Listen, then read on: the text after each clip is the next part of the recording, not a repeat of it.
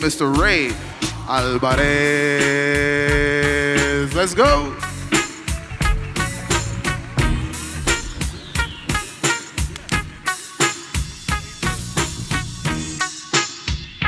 How y'all doing tonight?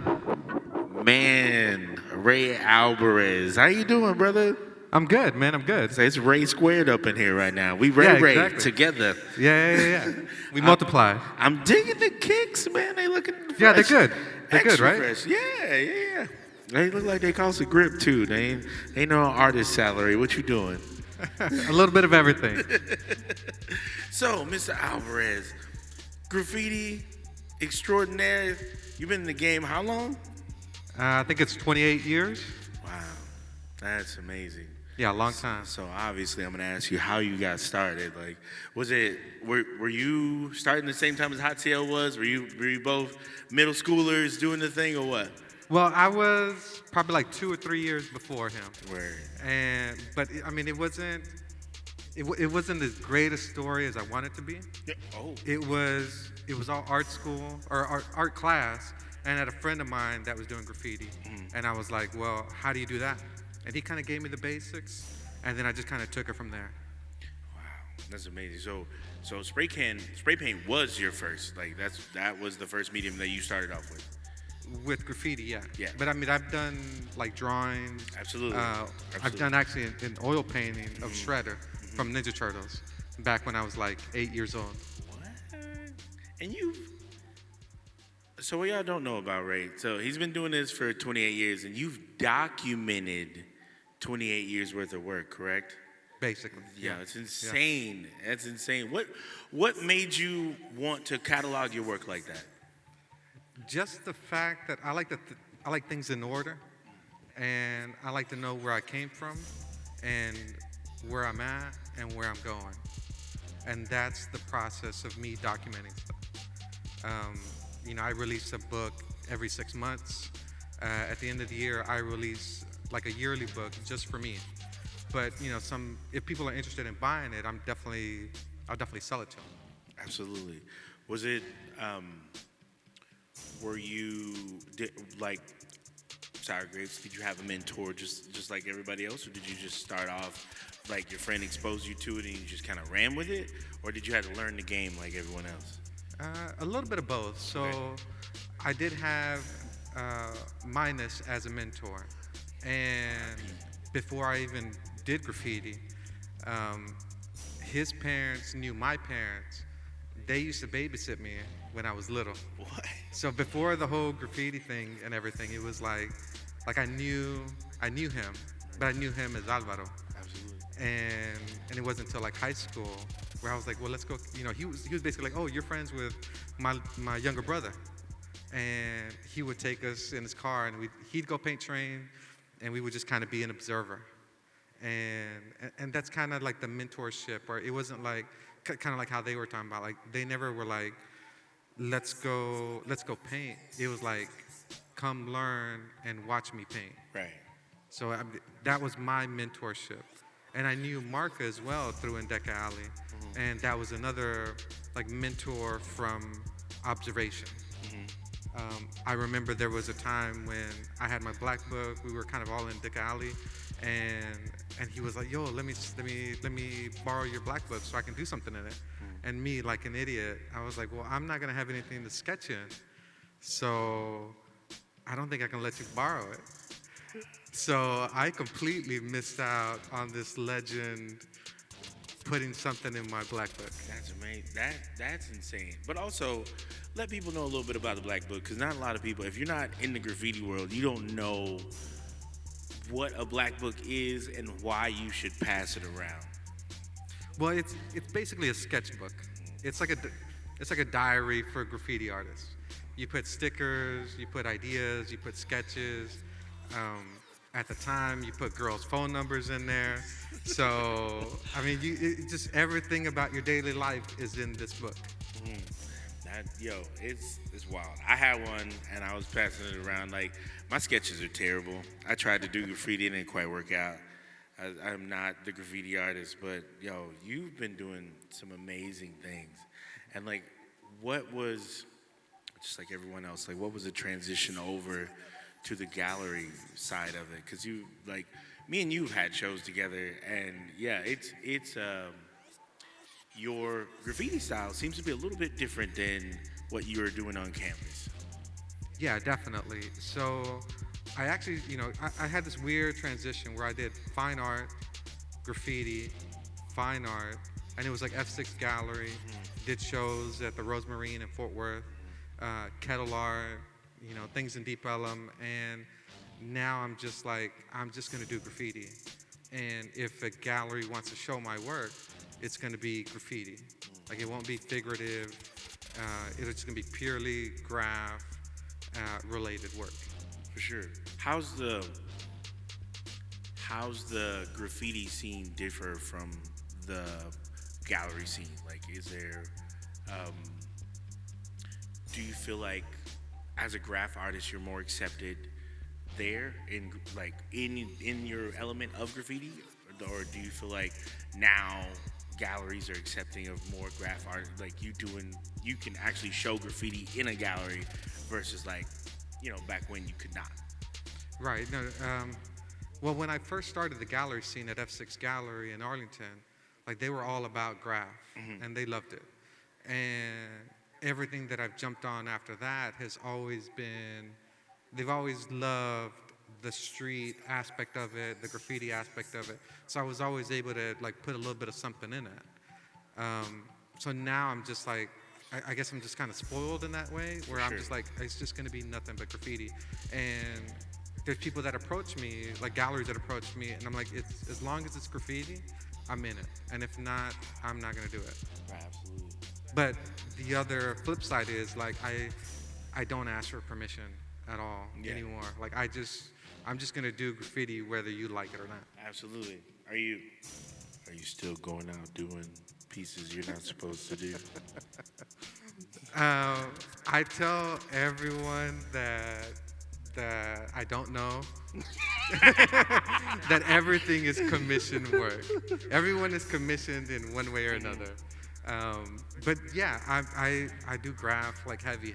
So it's like, I think, so as I document, like we talked about earlier, like I probably got like maybe, I got an Excel spreadsheet that has all my work. So I've got like maybe like 35 to 40 pieces, like from the beginning of January.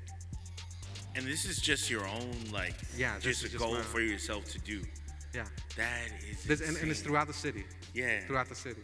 And you have spots. So are you going out mapping spots out around the city? I mean, I've got the luxury of picking the surface, the canvas that I want to paint on the weekend. So it's like, if I want to paint metal, I got to places for metal. I want to paint drywall, concrete, cinder block, brick, red brick, gray brick, just a weathered wall. Like I've just got, I can just pick now, which is great. Absolutely. Have you run into any younger graffiti artists on your adventures and like kind of try to give a little bit of a mentorship, like how to hold a can, how to do this, how to do that? Like, no, absolutely. I think it's important to do that. And that's one of the reasons why I started the spray paint business. So I also sell spray paint. It's a delivery service. So everyone that contacts me, they're just like, well, some people know who I am, but most people do. And so they always ask for like tips or like where to paint, and I just try to give them some good guidance for that. It's just, as long as you teach that, you're gonna grow the culture and just gonna make it so much better. And I think that's why Graph in Dallas is like in a good place right now. For sure. Because, there's people that I paint with from out of town, and they're always like, oh, well, I wish we had this wall, like the fabrication yard. I wish we had someone like you that delivered paint. I wish we had someone that, like graffiti events where, like the all-women graffiti jam that just happened last week. It's like they wish they had that. Unit, yeah, and it was like, we have that here in Dallas. We're not gatekeeping, or at least I'm not. Me and the crew aren't gatekeeping. Absolutely. What made you want to start delivering paint? Like, back in the day, your boy used to do that a little bit. Like when I was getting into graph heavily, Alien spray paint rec shop did not exist just yet, And so I would like buy paint offline from Germany and sell it out of my backpack, do all these different graffiti spots. Used to go by Dope Man because I had the good on me, you know. And it was just really cool, like just the different people that I interacted with that would get paint that you could not get anywhere else. So what made you decide, like, you know what, I'm gonna start this spray paint delivery service and provide this for up and coming graffiti artists? Well, for me, it was trying to provide for my own habit. And then I started to realize like this wasn't around when I was growing up. So I was like, and these kids, younger kids, maybe some like my age, they were asking questions, and I was like, well, I think I've become that guy, and I was like, I was ready to take it. I was just like, well, this is what this is the access that I have to this paint and this knowledge, this experience. I was like, I'm gonna share it. For sure. What was your first like legal piece like that you got paid for? I don't even think I don't even remember. It's Like been- not the first legal It's one. been Well, okay, so maybe the first one that I do remember is off the Bishop Arts. I painted my daughter. She was, I think, like 7 or 8, and she was saluting. Yep, the eye, Yeah. and she was saluting, and there was like maybe a few years after, there was a guy that I sell paint to, and super cool guy, and he was like, man, I wanted to do graffiti again because I kept passing this mural, and he started to describe it. And I was like, yo, I painted it. You know, that's my daughter. Yes. And then he met my daughter, and it was like he was just like mind blown. That's insane. And that was on the side of that Ice cream. Yeah, the paletera Yeah, place. Yeah, yep. right off of was it Jefferson or Davis? Or whatever, Thailand? Yeah, whatever. Yeah. Yeah. I remember that. Davis. Because I remember you did you had a piece with 2 of my friends, the 2 sisters that had the same like kind of blindfold. Okay. And rolling into that, like Yeah. inspiration for your work, like is it always family and friends? Because I've seen work that, like you said, like you have your daughter, have a couple of my friends in it. I've seen other people that I've known in your work. Like, do you just do you get your muse from your daily life, or I do, yeah. It's definitely people, especially recently in the past 5 years. I only want to paint people that I know, people that I see. You know, I don't want to pick images off the internet. why is that? Just because it's more relatable. You know, it's like people see it and they see it like it's realistic to people. They're like, oh, that's like someone that I know. That's like a nephew or a niece that I know. That's a brother or a cousin or, you know, whatever family member. It's relatable to them. For sure. And kind of like what the grapes were saying, like, do you feel like the graph scene as you know it is a dying breed? Like the rules and regulations and passing on the kind of the torch and how things are done or were done. Do you feel the same way? Yeah, a little bit. And part of it is that you also gotta think that this is a new generation. The rules, the laws, whatever from 10 years ago may not be relevant anymore, you know? I've tried to work with the city once, and they're still pulling like mural, street art, or art in general from like 50 years ago, where murals didn't exist. You know, not the way they do now, not with spray paint.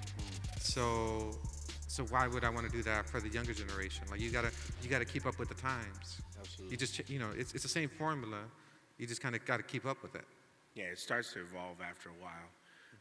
That's definitely a thing. Do you feel like you get contacted a lot more now than you were back then for work from like more corporate work, or do you feel like it's more independent commission based things like? It is, well, now in my position where, again, I've got the luxury of just telling people no. If it's not graffiti related, or if it's not something that is my work, I'm able to tell them no. So I always paint what I want to paint.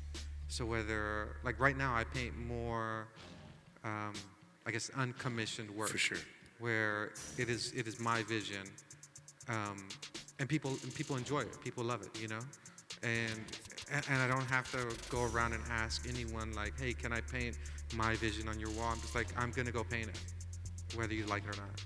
But the public will enjoy it. Absolutely. You're affiliated with Trigger Fingers, right? I am the founder of it. Hey. Yeah. I knew that. I'm just making sure y'all knew that. So tell us about Trigger Fingers and what's that about? So Trigger Fingers is just that culmination of three friends that got together, had their own idea of what graffiti is, and the right timing. We all met each other around the same time, doing these great things. I was doing the spray paint thing. My homie Jans was doing the Fresh Paint magazine. Optic he just knew everyone. And we all got together and we were like, we need to put a jam together. And that's what we did. And we did it just for the art, just for graph's sakes, not for any kind of like money, any kind of fame or whatever. And it slowly grew to, I think, one of the biggest sought out like graph jams in the nation, where people are now hitting us up. That's and just saying, like, hey, can we reaching paint out this? nationwide, or like sort of like nationwide, like hitting y'all up, because y'all brought someone else out recently, right? From out of state or somewhere, or a few of the artists. Yeah. A lot of them. Yeah, a lot of them. Yeah. It was like I think it was like MFK. We had the DF crew from like Denver, but they've got roots from like New York, like classic dudes. And there's Sub, who's like an actual like oil painter, like he's like ultra realist, hyper realist, just people from that generation, people that we look up to. And there's Cycle, which is like old school New York, like trains bombing, and I felt bad because he was doing like a throwy up on like a 25 foot ladder on this building that he wasn't supposed to paint, and I'm at the bottom with like on a bike, and I'm just waiting for him to get down. And I gotta tell him like, dude, we're gonna have to go over it. I felt so bad. I felt horrible. I mean, it is what it is. Yeah, what's funny, he was like he was apologetic and he was super cool about it. And I told him, I was like, dude, I've got to tell you because someone else is gonna come and want to do something, and I got to tell them that I told you, because and sure enough, like Cycle was off, like packing his paint up, and this other guy comes to do a throw, and I tell him, I'm like, yo man, we can't do it, and all I hear like Cycle in the back, I'm like, I'm sorry. It was great. Did you feel like it was gonna blow up the way it did? Like, you guys put out a book now. You have a whole like kind of publication that you put out for Trigger Fingers every year. That wasn't the goal, but I mean, I kind of saw it. I knew it was gonna happen, and you just gotta ride that wave, And I want to say that's probably, why I'm here on the stage here talking to you. So I mean, you guys are legends in y'all's own right as well. No. I mean, it's the basement, For sure. And we've known each other for quite a while. You've been moving throughout the city. I've seen your work all over the place, even in galleries and everything. What was your first gallery? Was it F6 you were doing? Yeah, the first one was F6, and it was all out of the trunk of the car, which is the same thing as I do the spray paint thing. Say that again. You did what? It's out the trunk of the car. You had a show out of the trunk of a car? Well, I had the painting in the trunk. Okay. And I missed the due date. So I was there the Saturday, like it was like 6 p.m. and the show starts at 7 or 8 or whatever. And I told the guy, I'm like, yo, I got some work in the trunk. If you like it and you want to put it up in the show, then go for it. If not, it's cool. And we went to the trunk of the car, popped the trunk, and he was like, yo, I love it. Let's put it in the gallery. I was like, cool. and that's how it started. That's amazing. That's awesome. Where can we find you at? Where's your handle? Where can we find Trigger Fingers? And it's yearly, it's annual. It's one just happened recently, right? Yes, it's at the end of March. Where can they find the Trigger Fingers so mural? Trigger Fingers is at Trigger Fingers Dallas. It's on Instagram. So at Trigger Fingers Dallas. You can find my work at Albarez or rayalbarez.com. And where can we find the Trigger Finger murals at? It's on Hickory Street.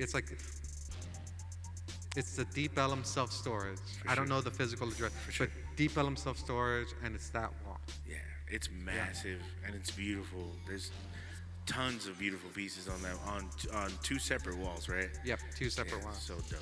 Brother Albarez, thank you so much for coming to Mind of an Artist. Y'all give him a thank hand. Good to see Appreciate you. it. Absolutely. Yo, thank y'all for coming out.